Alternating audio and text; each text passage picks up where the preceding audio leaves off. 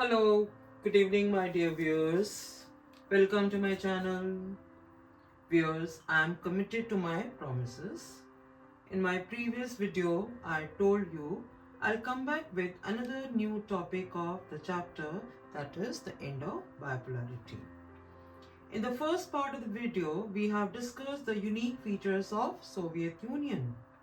In this second part, we will discuss Gorbachev and the disintegration. I'm repeating the topic we are going to discuss in this video, that is Gorbachev and the disintegration. हम सभी जानते हैं Mikhail Gorbachev जो थे उनकी intention बिल्कुल भी गलत नहीं थी. He was absolutely positive in his intention. परंतु उसके बावजूद भी जैसा हम सब जानते हैं कि उसका ऑपोजिट हुआ. ऑपोजिट क्या हुआ मैं यही आपको बता देती हूँ, जो कि हम चैप्टर में डिस्कस कर रहे हैं और चैप्टर का नाम भी है end of bipolarity, the disintegration of Soviet union. अब हमें ढूंढना क्या है, हमें जानना क्या है, हमें क्या फाइंड आउट करना है कि क्यों, why this is all happened. This is what we would be doing in this video. So in this video, in the second part of this chapter, we are going to find out this reason only. Okay, my dear viewers, all those who have not seen the first part, they are advised to go to the first part of the video so that you can understand this topic also. Okay, because each and every topic is interconnected. If your previous topic is not clear, it will be difficult for you to understand the second part of the chapter. Okay, in the first video I have discussed the unique features of Soviet Union. Okay, so first you need to know about the unique features of Soviet Union. Soviet Union कैसा था, 1917 से लेकर हमने आगे पूरा जो है इसको डिस्कस किया है टिल 1991. फाइनली वो जो हालात वहाँ पर पैदा हुए, जो वहाँ पे कल्टिवेट हुए, वो क्यों हुए, कैसे हुए. ओके, अब हम आते हैं अपने मेन मुद्दे पर. जो मेन टॉपिक है हमारा, that is Gorbachev and the disintegration. My dear viewers, my base is your NCERT. मैं बार बार इस बात के ऊपर जो एम्फेसाइज करती हूँ, जो भी हम यहाँ पर ले रहे हैं वो हमारा प्रिस्क्राइब सिलेबस है, प्रिस्क्राइब बुक है, and we salute our board for guiding us through this NCERT books. Okay, here the topic is Gorbachev and the disintegration.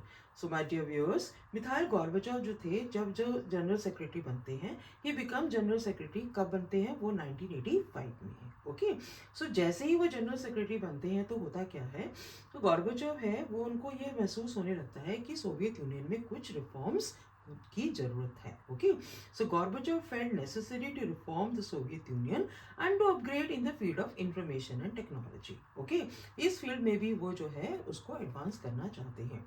But why it was taking place in the west, वो ये कहते हैं कि जो waste में हो रहा है हमारे यहाँ क्यों नहीं हो रहा, क्यों ना हम भी जो है उसी के बराबर आके खड़े हों. Okay, so Gorbachev wanted to normalize its relation with the West and also he wanted to democratize and reform the Soviet Union. क्योंकि काफ़ी हमने देखा कि वहाँ क्या सिस्टम था. आपको मैंने एक पॉइंट बताया था, that is authoritative and bureaucratic system in Soviet Union. Okay, but he never expected the consequences of the reforms he had initiated. जब उन्होंने रिफॉर्म्स इनिशिएट किए थे, जब स्टार्ट किए थे, उन्होंने सोचा भी नहीं था कि ऐसा कुछ जो है सोवियत यूनियन में होगा मेरे इन स्टेप्स से. ओके, क्या हुआ था, कॉन्सिक्वेंसेस क्या हुए. ओके, अगर हम कॉन्सिक्वेंसेस को जो है बहुत माइन्यूटली समझने की कोशिश करें, बिल्कुल सिंपल लाइंस में समझने की कोशिश करें, तो होता क्या है, जो ईस्ट यूरोपियन कंट्रीज थे जो थे, there were these all the East European countries जो थे, ये सारे के सारे, these were all under Soviet control. Okay, these were part of the Soviet bloc also, and they all started protesting against their own governments and the Soviet control. Okay, तो ये एक scene जो है सोवियत यूनियन में create हो जाता है. Okay, ये बिगनिंग है, बिल्कुल बिगनिंग का ये स्टेप है. ओके, तो गोर्बाचेव जो थे उन्होंने जो रिफॉर्म्स दिए थे, उन रिफॉर्म्स को हम जो है दो पॉइंट में लेके चलते हैं. These two policies were there. एक था ग्लासनोस्ट, जिसका मीनिंग होता है ओपननेस, मीन्स फ्रीडम होनी चाहिए, because I already said he wanted to democratise the Soviet system.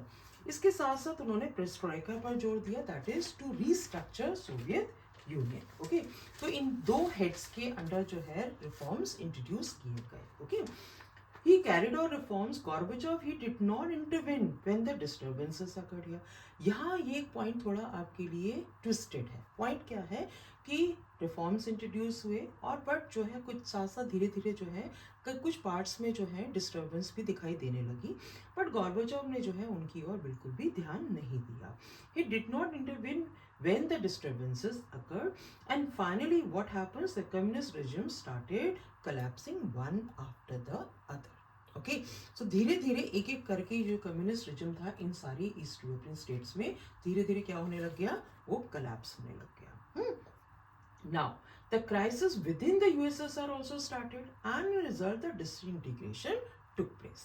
इसके साथ साथ क्या हुआ, अंदर ही अंदर जो है क्या होने लग गया, क्राइसिस शुरू हो गया और फाइनली आपके सामने जो रिजल्ट है that is the disintegration took place and जो पूरा का पूरा सिस्टम जो था वो क्या हो गया, वो लूज हो गया. ओके, कंट्रोल जो था गवर्नमेंट का इनका इन सारी रिपब्लिक से कंट्रोल जो है धीरे धीरे हटने लग गया. These reforms were opposed by leaders within the Communist Party. आप प्लीज ध्यान दीजिए, कम्युनिस्ट पार्टी, बिकॉज मैंने आपको बताया था सोवियत यूनियन में only one party which was allowed, that was Communist Party. So there was dictatorship of the Communist Party here. Okay, तो उसके अंदर भी जो है एक तरह से जो है ऑपोजिशन शुरू हो गया था इन रिफॉर्म्स को लेकर. Okay, within the Communist party and finally what happens in 1991 में जो है coup take place. That is, इसको हम हिंदी में कहते हैं तख्ता पलट. Okay, the fall of the government, the new government take over take place है, that is called a coup. These were in the same manner. There were some sections of Soviet society which felt that he moved much faster. अब कुछ blame game शुरू होने लग गया. blame game कैसा, किसी ने कहा कि कुछ तो बहुत fast चले, बहुत quick चले.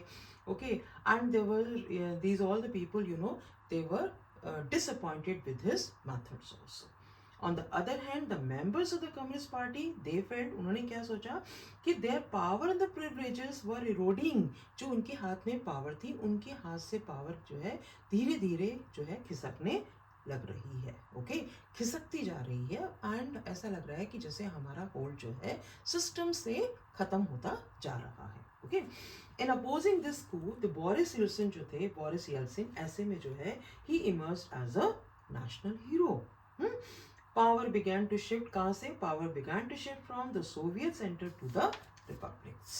अब देखिए पावर जो है सोवियत सेंटर से, सोवियत सेंट्रल हेड से जो है किधर की तरफ खिसकने लग गई, टुवर्ड्स द रिपब्लिक से.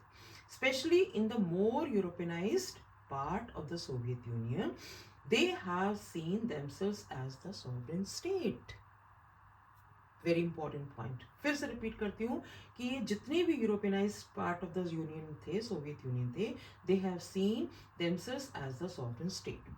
सो और जो सेंट्रल एशियन रिपब्लिक्स थे उनके साथ क्या हुआ, they did not ask for independence and they wanted to remain within the Soviet federation.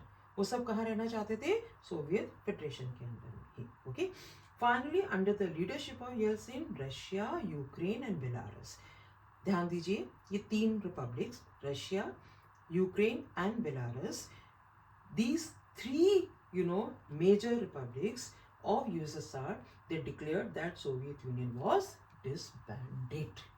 तो उन्होंने क्या डिक्लेयर कर दिया कि सोवियत यूनियन डिसइंटीग्रेट हो गया. इन तीन रिपब्लिक्स ने इसको अनाउंस कर दिया.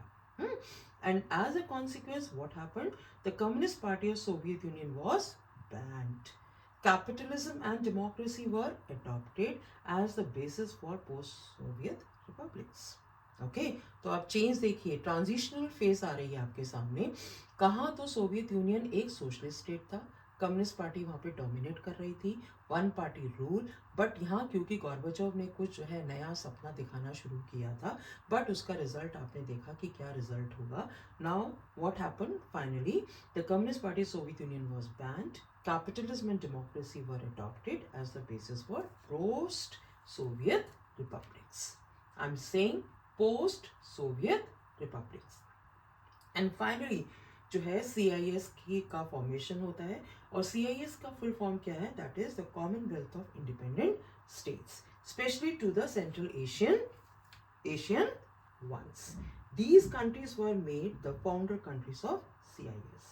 So Russia was accepted as the successor state of Soviet Union and also inherited the Soviet seat of the UN Security council here. इसके साथ साथ जो सोवियत यूनियन जो है जैसे जैसे हैंडल कर रहा था उन सब पॉलिसीज एंड प्रोग्राम्स को जो है किसने कंटिन्यू करना शुरू किया?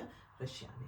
Okay, so all the international treaties and the commitments of Soviet Union were accepted by Russia. Okay, so पूरा का पूरा किसने टेक ओवर कर लिया? रशिया ने टेक ओवर कर लिया. ओके, हम जितने जैसे हम कहते हैं न्यूक्लियर डिसआर्मामेंट प्रोग्राम्स की बात करते हैं, कुछ प्रोग्राम्स उनके चल रहे थे, कुछ मेजर्स थे वो लेके चल रहे थे डिसआर्मामेंट के फील्ड में, कुछ जो है उनकी ट्रीटीज साइन हुई हुई थी किनके साथ में? यूएस के साथ में या कुछ और कंट्रीज के साथ में. इन सबको जो है किसने टेक ओवर कर लिया? रशिया ने टेक ओवर कर लिया. Okay, in the same manner Russia only remain a nuclear state after the disintegration of Soviet Union. Okay, तो ये पूरा पार्ट हमने क्या डिस्कस किया? हमने डिस्कस किया Gorbachev and the disintegration. Okay, so this all about Gorbachev and it's disintegration. अब होता क्या है कि डिसइंटीग्रेशन तो हो गया. इन सिंपल वर्ड्स हम क्या कहते हैं कि disintegration and Gorbachev was made responsible for all the consequences here. But my dear viewers, जब तक हम जो है इसको और आगे नहीं बढ़ाएंगे, जब तक हमें ये नहीं पता चलेगा कि इन सब के पीछे रीज़न क्या था. Okay, so we will have to find out the reasons in detail here. अब अगर हमें जब तक रीज़न नहीं मालूम तो हमारा जो है टॉपिक इनकम्प्लीट है. हमने पढ़ लिया सोवियत यूनियन क्या था, उसका सिस्टम क्या था, उसके यूनिक फीचर्स क्या थे. फिर हमने पढ़ा गोर्बाचोव आया, गोर्बाचोव ने कुछ जो है रिफॉर्म्स इंट्रोड्यूस किए, कुछ चेंजेस की उसने ज़रूरत महसूस की और उनको यहाँ पर वो लेकर आए हैं. बट उसका रिजल्ट आपके सामने उल्टा पड़ गया. तो क्यों हुआ, एक्चुअल में क्यों हुआ, उन सब रीजंस को हमें फाइंड आउट करना है. तो उसके लिए मेरी रिक्वेस्ट है for the next part you will have to wait and watch the third part of the chapter right here. So because I am dividing this chapter in so many parts here, for each and every part, each and every topic, you will have to maintain the continuity in each and every video. Okay, so don't forget to like and share and subscribe, my dear viewers. Until and unless you like, share and subscribe, you will not be updated about my next video. Okay, so this is my advice. Please like, share and subscribe and maintain the continuity in each and every topic. Wait for my next video, and that is going to be the part 3 of the same chapter, that is end of bipolarity. Okay, so till then, goodbye, see you.